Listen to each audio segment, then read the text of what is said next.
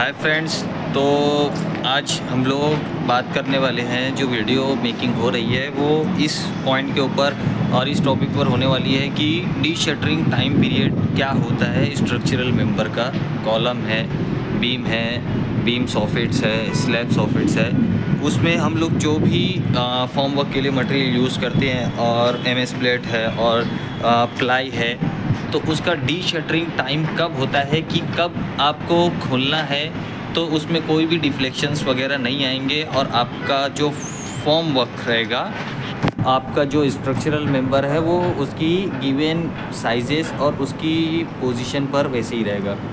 तो सबसे पहले मैं आपको बताता हूँ कॉलम से रिलेटेड। जो कॉलम हमारे वर्टिकल पार्ट है वो IS 456-2000 में इंडियन स्टैंडर्ड के अकॉर्डिंग ऐसा दिया हुआ है कि आप उसको 16 to 24 आवर्स के अंदर जो है उसको डी शटरिंग टाइम कर सकते हैं। आप लोगों को पता होगा कि सीमेंट का जो है वो फाइनल सेटिंग टाइम 10 आवर्स का होता है, लेकिन 10 कभी कभी कुछ एटमॉस्फेयर की वजह से उसका सीमेंट का सेटिंग टाइम जो होता है थोड़ा डिले हो जाता है। तो हम लोग जो है वो एक सेफ़ क्राइटेरिया के हिसाब से 16 to 24 आवर्स करते हैं। और बेसिकली साइट पर ऐसे ही होता है कि अगर आज आपने कॉलम का कास्टिंग किया तो आप उसको अगले दिन ही उसका डी शटरिंग करते हैं, तो आपका जो कंक्रीट है वो अच्छे से सेट हो जाता है और आपका जो कॉलम का साइजेस वगैरह जो रहता है वो बराबर रहता है। ये हो गया कॉलम्स का। और कॉलम से रिलेटेड मतलब वर्टिकल पार्ट्स का है, तो इसीलिए आपका बीम का भी मैं वर्टिकल पार्ट्स के लिए आपको बता देता हूँ कि ये भी एक वर्टिकल पार्ट है, तो इसको भी आप 24 आवर्स में रिमूव कर सकते हैं। लेकिन बीम सॉफिट मतलब beam bottom, soffit means bottom, जो बीम बॉटम का हुआ है आपको, जिसका स्पैन 4.5 मीटर से ज़्यादा है, आपको उसको 14 डेज़ तक छोड़ना ही है।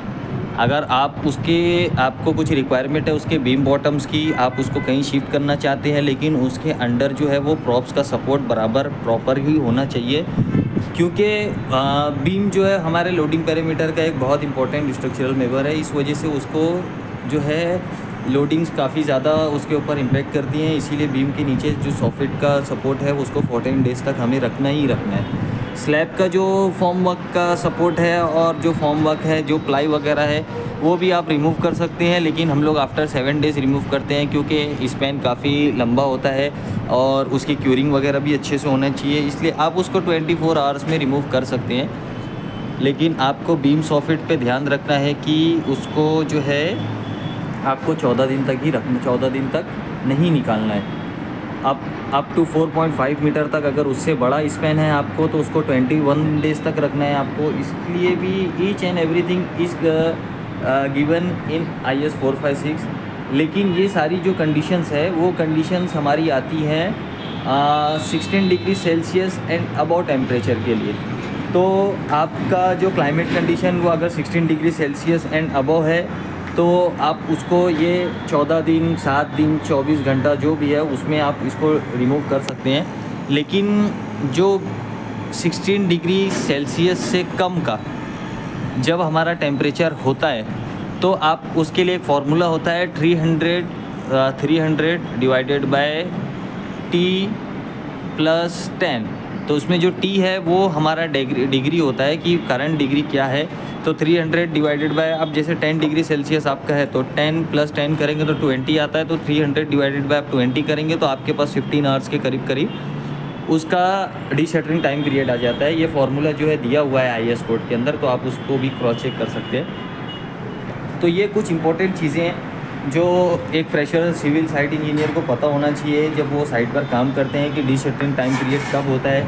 कि ऐसा नहीं कि आप कोई भी स्ट्रक्चरल मेंबर का कास्टिंग कर रहे हैं और आप उसको 3 घंटे में रिमूव कर दे रहे हैं, तो ये नहीं, क्योंकि लोडिंग पैरामीटर जो डिसाइड होता है वो कॉलम की साइजेस भी जो है बहुत इंपॉर्टेंट मैटर करती हैं लोडिंग पैरामीटर्स को लेके।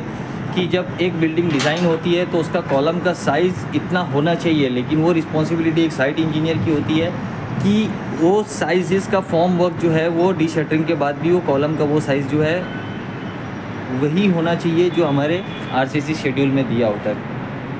अभी जैसे आप देख रहे हैं कि ये बीम का साइड का डी शटरिंग हो चुका है, स्लैब का डी शटरिंग हो चुका है, लेकिन हमने बीम के अंदर स्पैन को अभी भी लगा के रखा हुआ है।